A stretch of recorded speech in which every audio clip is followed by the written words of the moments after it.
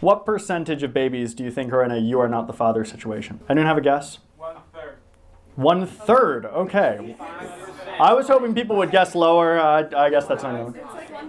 1%, 5%. Okay. 1/3 is an interesting answer. So there are studies on people who are suspicious. This is different. So there are studies.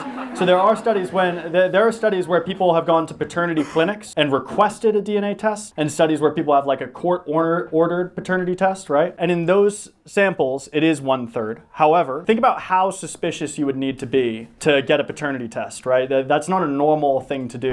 And most of those men are still wrong about it. The actual number, some people will say 1%, some people would say 3%, some people would say 2%. But at a conference with people who really are interested in this stuff, based on these genetic studies, you almost never get an estimate higher than 3%. So I would say that about 1 in 50 people, so someone in this room right now is in a you are not the father situation. Right, but they have no idea. The person they think is their dad is not their dad. I don't want to make anyone anxious about that.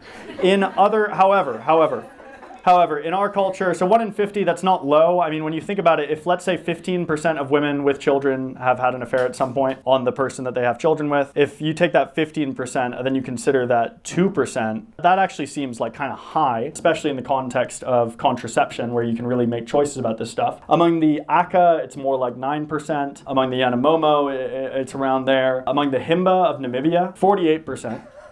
That's not a joke. It varies across cultures. In our culture, it's pretty low, all things considered. But 1 in 50, I mean, that's not nothing.